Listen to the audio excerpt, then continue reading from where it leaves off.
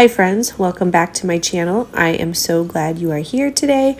Please excuse my voice. I recently had a cold and then I lost my voice, and so it is still not totally back to normal, but my throat does feel good enough that I thought I could definitely record the voiceover for this video. This is the birthday vlog for our son Christian's first birthday. So in this video, I will show you just us prepping for a little family party that we're going to have on this day. Thankfully, our kids are still pretty young, and so it has just been normal to them for us to just celebrate birthdays with a small party, just with our immediate family being present. Occasionally, we will have grandparents or another relative in town. However, our 9-year-old son is starting to realize a little bit more that it is possible to have larger birthday parties with friends over, so I'm sure we'll be getting more into that in the years to come. However, for our son Christian, we are doing what we usually do and having a little family party on this day. I really wasn't going to do any decorations at all because I had not been feeling well, but our girls really wanted to put something together. So the night before, we had gone to the Dollar General and gotten a couple decorations, as well as the little yellow cake stand that you'll see in a minute. Hey, big boy, you're one. Walked on.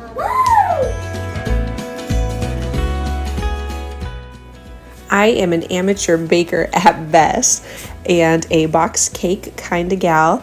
So this Funfetti cake mix is my go-to cake mix. What are you doing, birthday boy? What'd you get?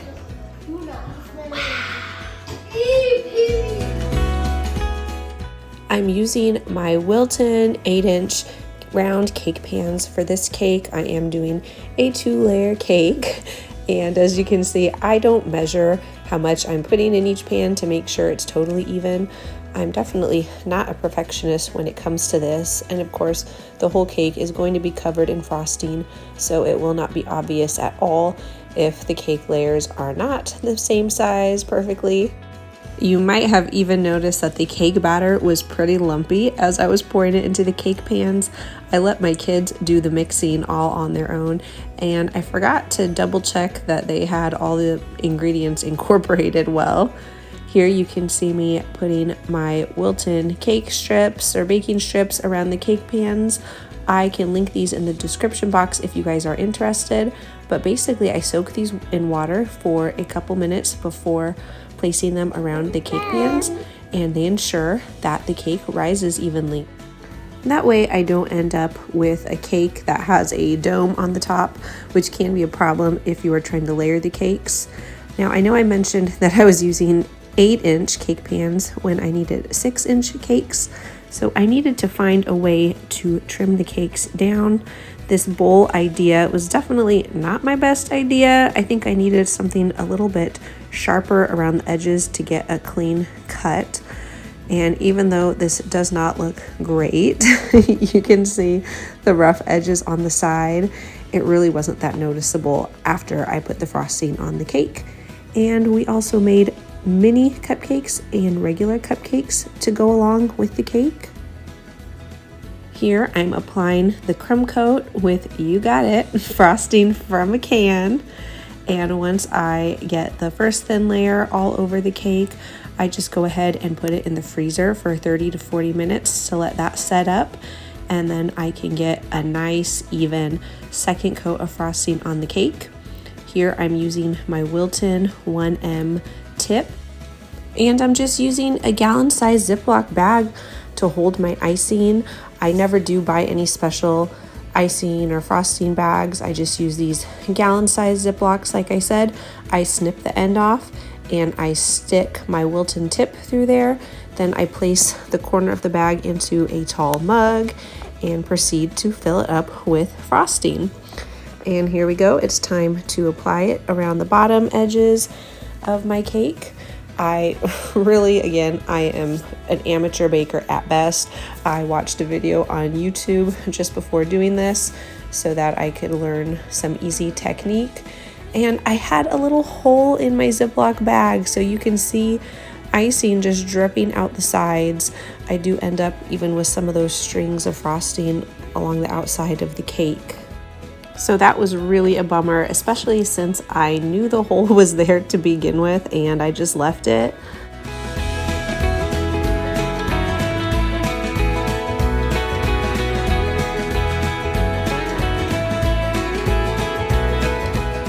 Now I know what you're thinking, and to answer the question you're asking yourself, yes, the cake is in fact lopsided.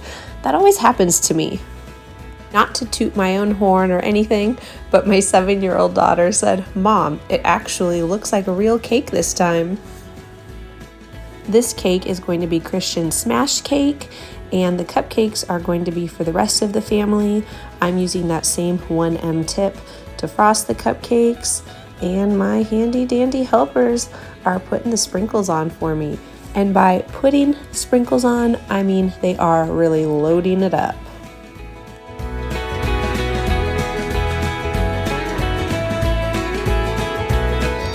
Here.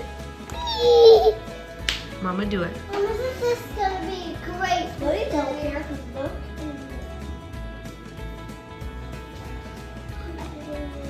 You want to taste it? Mom, there's sprinkles Mmm. Mom, there's sprinkles Mmm. even on the ground.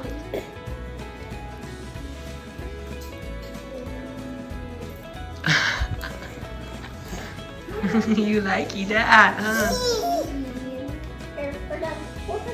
Mmm. Oh no. Get a minute.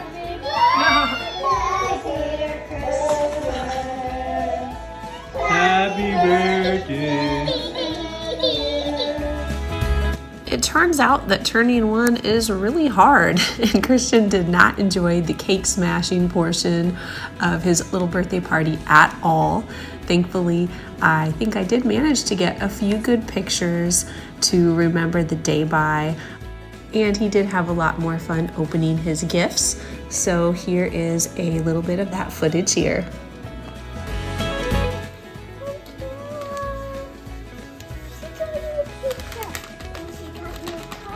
You like them?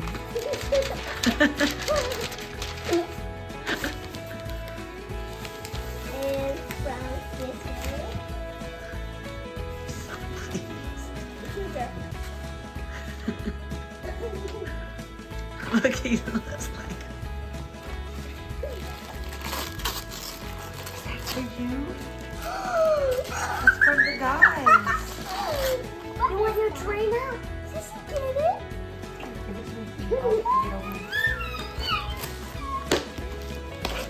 Look, that's for you.